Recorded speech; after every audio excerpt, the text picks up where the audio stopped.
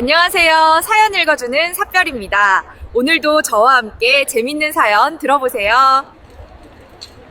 그런데 오늘 내 수순방에 실려온 이 남자가 바로 그 형이라니. 여러분에게 형제란 어떤 의미인가요? 피를 나눈 가족? 아니면 부모님의 사랑을 나눠 가져야 하는 경쟁자? 여기 동생을 너무나 사랑해서 자신의 인생을 송두리째 시궁창으로 던져버린 바보 같은 형이 있습니다. 30년이라는 긴 세월 동안 동생은 형을 도둑놈이라 부르며 경멸했고, 형은 그런 동생을 멀리서 바라보며 남몰래 눈물 지어야 했습니다. 엇갈린 운명 속에 감춰진 피눈물 나는 형제의 진실. 지금부터 그 가슴 시린 이야기를 시작합니다. 1994년의 어느 겨울이었습니다. 유난히 눈이 많이 내리던 그해, 보육원 천사의 집에는 유독 사이가 좋은 두 아이가 있었습니다. 13살 철수와 8살 민호. 두 아이는 친형제는 아니었지만 피를 나눈 형제보다 더 끈끈했습니다. 부모에게 버림받고 보육원 앞에 남겨졌다는 공통점 때문이었을까요? 철수는 몸이 약해 늘 기침을 달고 사는 민호를 끔찍이 아꼈습니다. 형아, 나 배고파. 배에서 천둥 소리나. 민호가 고사리 같은 손으로 배를 문지르며 칭얼대면 철수는 주머니 깊숙한 곳에서 아껴뒀던 초코파이 하나를 꺼내주곤 했습니다. 자, 이거 먹어. 형은 아까 원장님이 빵 주셔서 배불러. 너 다 먹어. 형은 진짜 안 먹어도 돼? 그럼, 형은 힘이 장사잖아. 너 이거 먹고 빨리 커서 나중에 형한테 맛있는 거 사줘야 된다? 알았지? 철수는 침이 꼴깍 넘어가는 것을 참으며 민호가 허겁지겁 초코파이를 먹는 모습만 봐도 배가 불렀습니다. 밤이 되면 무서운 꿈을 꾸다 깬 민호를 위해 밤새도록 팔베개를 해주고 토닥여주던 것도 철수였습니다. 그러던 어느 날 두 아이에게 기적 같은 일이 일어났습니다. 서울에서 사업을 크게 한다는 부유한 부부가 입양을 하러 왔는데 두 아이를 형제처럼 함께 키우겠다며 동시에 입양한 것입니다. 철수야, 민호야. 이제 고생 끝이야. 저분들이 너희 엄마 아빠가 되어주실 거야. 가서 말 잘 듣고 훌륭한 사람이 되어야 한다. 원장님의 말씀에 철수는 민호의 손을 꼭 잡았습니다. 따뜻한 밥, 깨끗한 이불, 그리고 엄마, 아빠라고 부를 수 있는 사람들. 철수에게는 그 모든 것보다 민호와 헤어지지 않아도 된다는 사실이 가장 기뻤습니다. 민호야, 들었지? 우리 이제 진짜 형제 되는 거야. 형이 너 꼭 지켜줄게. 우리 죽을 때까지 같이 살자. 응, 형아, 나 너무 좋아. 부잣집에서의 생활은 꿈만 같았습니다. 넓은 정원이 딸린 2층 양옥집. 식탁에는 매일 고기 반찬이 올라왔고 민호에게는 새 장난감과 따뜻한 옷들이 생겼습니다. 양부모님은 친절했고 특히 귀엽고 애교 많은 민호를 무척이나 예뻐했습니다. 철수는 그런 민호를 보며 생각했습니다. 신이 계시다면 지금까지 우리가 겪은 불행을 보상해 주시는구나 라고요. 하지만 그 행복은 그리 오래가지 못했습니다. 입양된 지 6개월쯤 지난 어느 날 밤이었습니다. 물을 마시러 부엌으로 내려가던 철수는 안방 문틈으로 새어나오는 부모님의 대화 소리를 듣게 되었습니다. 여보, 솔직히 말해봐요. 당신도 힘들죠? 무슨 소리야? 애들 둘이나 키우는 거 말이에요. 민호는 아직 어리고 머리도 영리해서 가르치는 보람이 있는데 철수는 나이도 이미 너무 먹었고 솔직히 정이 안 가요. 눈빛도 어딘가 반항적이고 당신도 그렇게 생각했어? 사실 나도 사업 때문에 바빠 죽겠는데 사내 녀석 둘은 무리라는 생각이 들더군. 그렇죠? 안 그래도 요즘 주식도 떨어지고 상황도 안 좋은데 이참에 정리하는 게 어때요? 정리라니? 철수는 다시 보육원으로 보내고 민호만 우리가 호적에 올려서 키워요. 민호 쟤는 몸도 약해서 우리가 케어해줘야 하지만 철수는 어디 가서도 굶어 죽진 않을 거예요. 내일 원장님한테 전화해 볼게요. 문 밖에서 그 이야기를 듣던 철수의 심장이 쿵 하고 내려앉았습니다. 손에 들고 있던 물컵이 부들부들 떨렸습니다. 다시 보육원으로 돌아간다고? 나만? 철수는 두려웠습니다. 하지만 자신이 쫓겨나는 것보다 더 무서운 생각이 스쳤습니다. 만약 내가 안 나가겠다고 버티면? 그래서 둘 다 미움을 받게 되면? 결국 몸 약한 민호까지 다시 그 춥고 배고픈 곳으로 돌아가게 된다면? 13살 철수는 알고 있었습니다. 민호는 이 따뜻한 집이, 좋은 의사 선생님이, 그리고 부모님의 사랑이 절실히 필요하다는 것을요. 민호마저 버려지게 할 수는 없었습니다. 철수는 어둠 속에서 주먹을 꽉 쥐었습니다. 손톱이 살을 파고들어 피가 날 만큼 아픈 결심을 했습니다. 내가 나쁜 아이가 되면 돼. 나만 사라지면 민호는 여기서 행복할 수 있어. 다음 날 아침 집안은 발칵 뒤집혔습니다. 양아버지가 가장 아끼던 서재에 있던 순금 롤렉스 시계가 사라진 것입니다. 이게 어디 갔지? 분명 어제 책상 위에 뒀는데. 여보, 내 시계 못 봤어? 온 집안을 뒤져도 시계는 나오지 않았습니다. 그때 철수가 제 발로 서재에 들어왔습니다. 철수의 한쪽 손에는 흙이 잔뜩 묻어 있었고 표정은 짐짓 불량스러웠습니다. 아저씨, 이거 찾아요? 철수가 주머니에서 꺼낸 것은 양아버지의 금시계였습니다. 양아버지는 화가 머리끝까지 나서 소리쳤습니다. 너, 이 녀석? 내가 감히 내 물건에 손을 대. 네, 훔쳤어요. 이거 팔아서 오락실도 가고 맛있는 것도 사 먹으려고요. 왜요? 나도 이제 부잣집 아들인데 이 정도도 못 써요? 뭐라? 이 은혜를 모르는 놈이 고아원에서 배운 게 도둑질이더냐. 양아버지의 손이 올라갔고 철수의 뺨을 세차게 내리쳤습니다. 짝! 하는 소리와 함께 철수는 바닥에 나뒹굴었습니다. 입안이 터져 비릿한 피맛이 났지만 철수는 울지 않았습니다. 오히려 도끼 어린 눈으로 양아버지를 노려보며 소리쳤습니다. 때리지 마요. 안 그래도 이 집 답답해서 못 살겠어. 나갈 거야. 나 내보내줘요. 그때 소란스러운 소리에 놀란 민호가 달려왔습니다. 형 왜 그래? 아빠, 형 때리지 마세요. 형이 그럴 리 없잖아요. 형 아니지? 형이 훔친 거 아니지? 말해봐. 민호가 철수의 바짓가랑이를 잡고 울며 매달렸습니다. 철수의 마음이 갈기갈기 찢어지는 것 같았습니다. 당장이라도 민호를 껴안고 아니야, 형이 훔친 거 아니야라고 말하고 싶었습니다. 하지만 철수는 이를 악물었습니다. 여기서 약해지면 민호의 미래도 없습니다.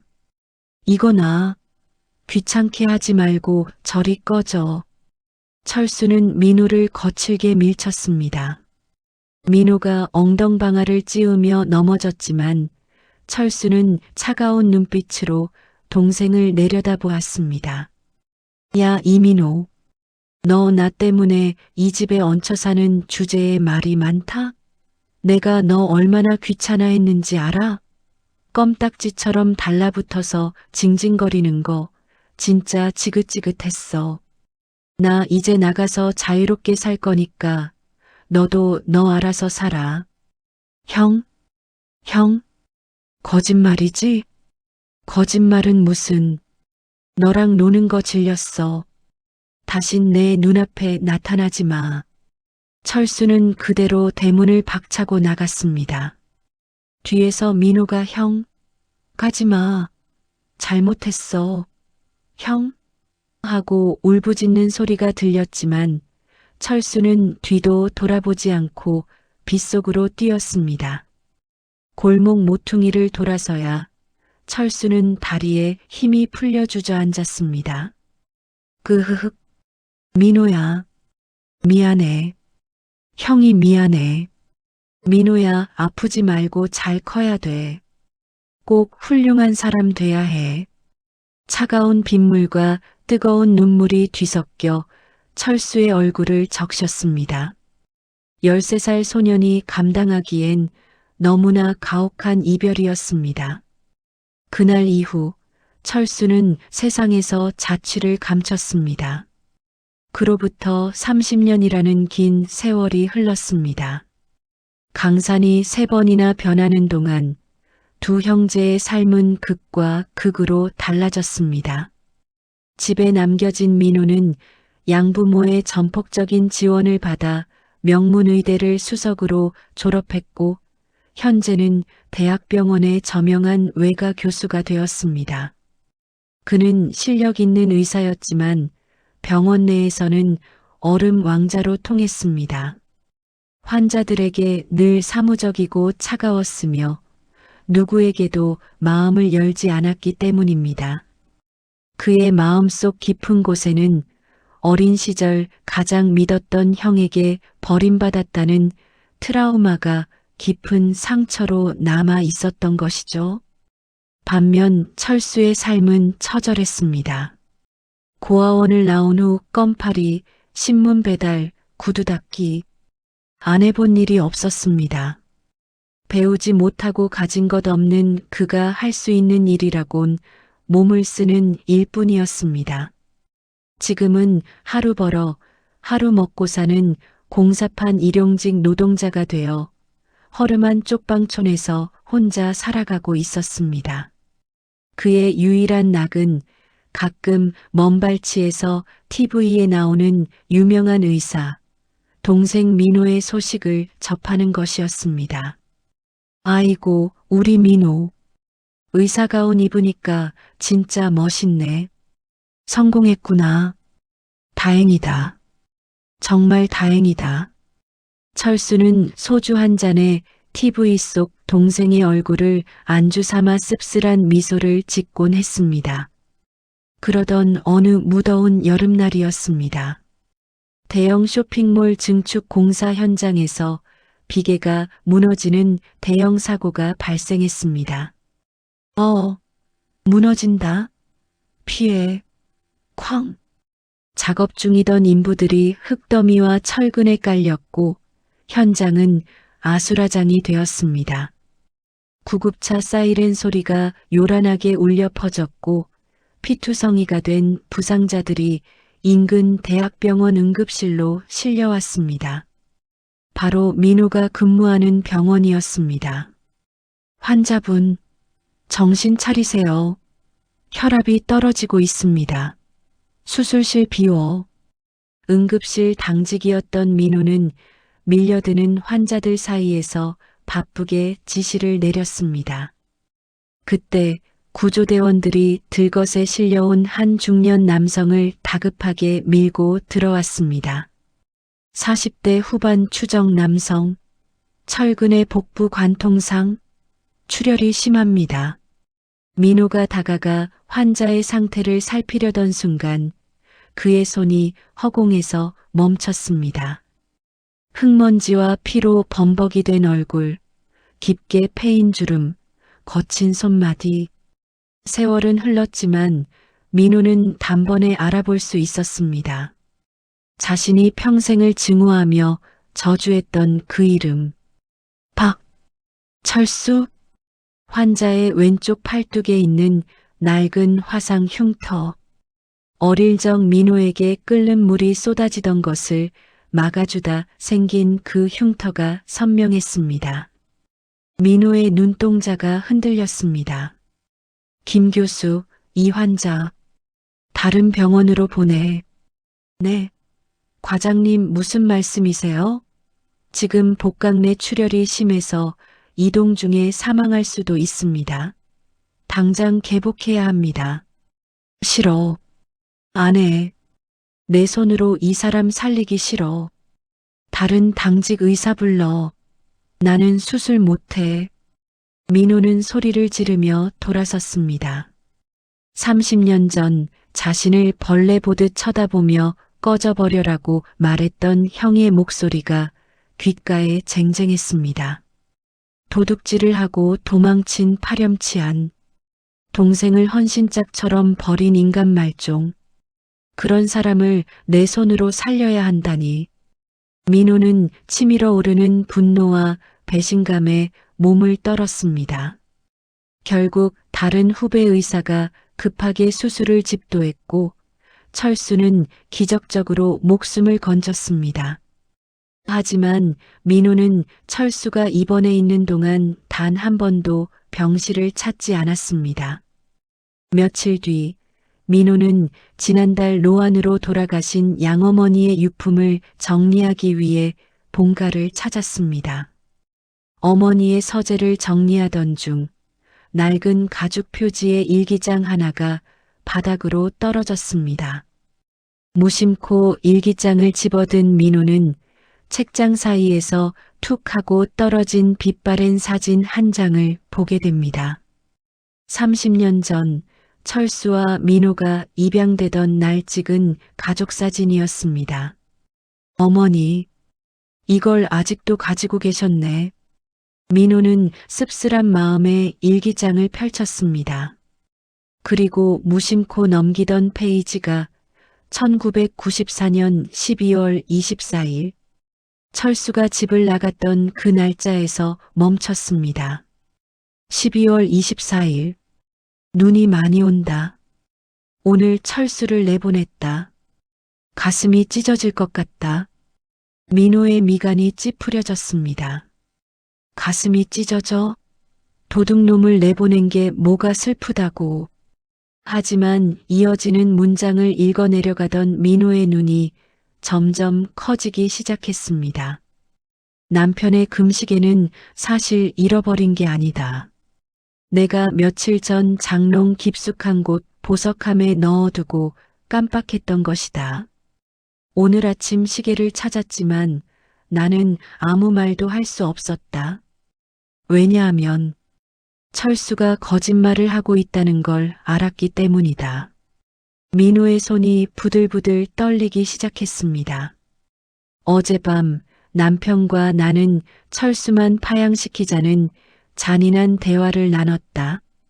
철수가 문 밖에서 그 이야기를 듣고 있었다는 걸 나중에야 알았다. 그 아이는 영악한 것이 아니라 너무나 착한 아이였다. 자신이 도둑 누명을 쓰고 나쁜 아이가 되어야만 동생 민호가 이 집에서 사랑받으며 살 수 있다고 생각한 것이다. 철수가 시계를 훔친 척 연기하며 민호에게 모진 말을 쏟아낼 때 그 아이의 눈에 고인 눈물을 나는 보았다. 하지만 나는 비겁한 어른이었다. 내 죄책감을 덜기 위해 그 어린아이의 숭고한 희생을 모른 척 묵인했다. 철수야. 불쌍한 내 아들 철수야. 이 못난 어미를 용서하지 마라. 평생 이 죄를 안고 살아가마. 일기장 위로 민호의 뜨거운 눈물이 떨어져 글씨를 번지게 했습니다. 민호는 자신의 머리를 쥐어뜯으며 오열했습니다. 아, 형, 내가 형한테 무슨 짓을 한 거야? 민호의 머릿속에 30년 전의 기억이 파노라마처럼 스쳐 지나갔습니다. 자신을 밀쳐내던 형의 손이 얼마나 떨리고 있었는지, 나를 쳐다보던 그 눈빛이 경멸이 아니라 슬픔이었다는 것을 왜 이제야 알게 된 걸까? 나는 그것도 모르고 평생 형을 미워하고 저주하며 살았구나. 민호는 미친 사람처럼 병원으로 차를 몰았습니다. 신호도 무시하고 달렸습니다. 당장 형을 만나서 무릎 꿇고 빌어야 했습니다. 하지만 병실에 도착했을 때 철수의 침대는 비어 있었습니다. 간호사, 여기 305호 환자 어디 갔어요? 아, 이민호 과장님. 그 환자분 오늘 아침 일찍 퇴원하셨는데요. 치료비가 부담된다고 억지로 퇴원 수속 밟고 나가셨어요. 말려도 소용없었어요. 어디로 갔어요? 주소 적어 놓은 거 없냐고요. 민호는 입원 기록지에 적힌 형의 주소를 들고 다시 뛰쳐나갔습니다. 서울 변두리 재개발을 앞둔 낡은 판자촌, 내비게이션조차 제대로 잡히지 않는 꼬불꼬불한 골목길을 한참이나 헤맨 끝에 민호는 허름한 단칸방 하나를 찾아냈습니다. 문은 잠겨 있지 않았습니다. 녹슨 철문을 열고 들어가자 곰팡이 냄새가 나는 좁은 방 한 구석에서 웅크리고 누워있는 남자가 보였습니다. 아직 수술 부위가 아물지도 않았을 텐데 진통제 몇 알과 소주병이 머리맡에 뒹굴고 있었습니다. 형? 인기척에 철수가 힘겹게 눈을 떴습니다. 초점 없는 눈으로 민호를 바라보던 철수가 화들짝 놀라 몸을 일으키려다 신음했습니다. 민호냐? 의사 선생님이 이런 누추한 곳엔 웬일이냐? 철수의 첫마디는 자신을 쫓아낸 의사에 대한 원망이 아니라 귀한 손님이 더러운 곳에 왔다는 미안함이었습니다. 그 모습을 본 민호는 그 자리에 털썩 무릎을 꿇고 말았습니다. 형, 미안해. 내가 잘못했어. 형, 으흐흑. 민호가 바닥에 머리를 찌우며 통곡했습니다. 철수는 당황해서 아픈 배를 부여잡고 민호에게 기어왔습니다. 야, 민호야. 왜 이래? 너 왜 울어? 누가 너 괴롭혔어? 응? 형? 나 다 알았어.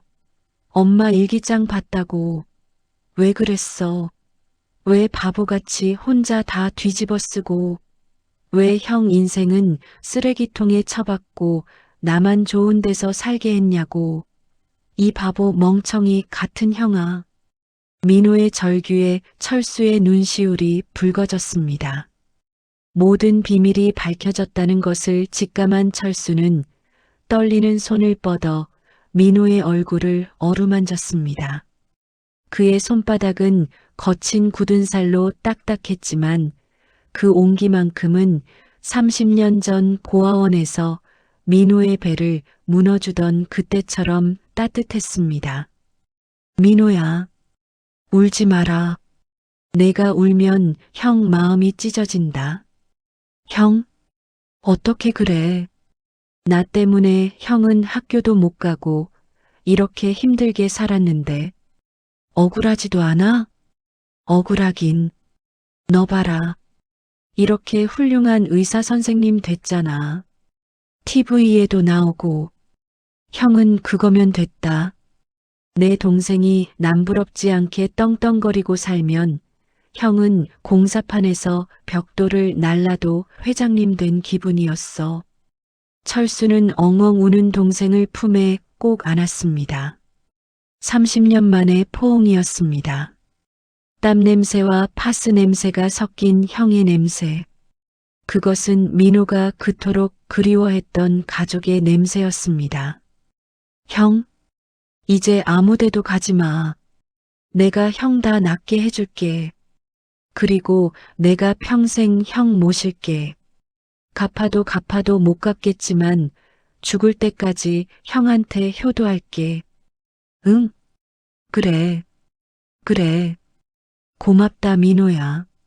내 동생으로 커줘서 고맙다. 좁고 어두운 단칸방이었지만 두 형제의 울음소리가 가득 찬 그곳은 세상 그 어떤 곳보다 따뜻했습니다.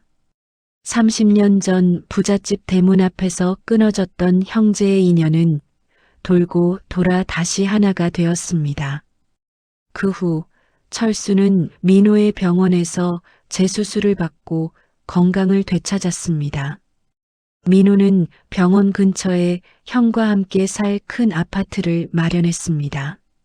평생 남을 위해 희생만 했던 철수는 이제 동생이 차려주는 따뜻한 밥상을 받으며 난생 처음으로 편안한 노후를 보내고 있습니다. 가끔 두 사람은 예전 그 보육원 자리에 찾아가 봉사활동을 하며 제2의 철수와 민호 같은 아이들을 돌봐주고 있다고 합니다. 여러분, 혹시 여러분 곁에도 당연하게만 생각했던 가족의 희생이 숨겨져 있지는 않을까요? 너무 가까워서 그 소중함을 잊고 때로는 모진 말로 상처 주고 있지는 않은지 돌아보게 됩니다. 오늘 하루는 쑥스럽더라도 사랑하는 형제, 자매, 그리고 가족에게 따뜻한 말 한마디 건네보는 건 어떨까요? 피보다 진한 것은 바로 서로를 위하는 사랑이니까요. 오늘의 이야기는 여기까지입니다. 들어주셔서 감사합니다. 오늘도 저와 함께 시청해주셔서 감사합니다. 댓글에 자신의 나이를 적어주시고 좋아요와 구독 눌러주시면 행복한 하루가 되실 겁니다.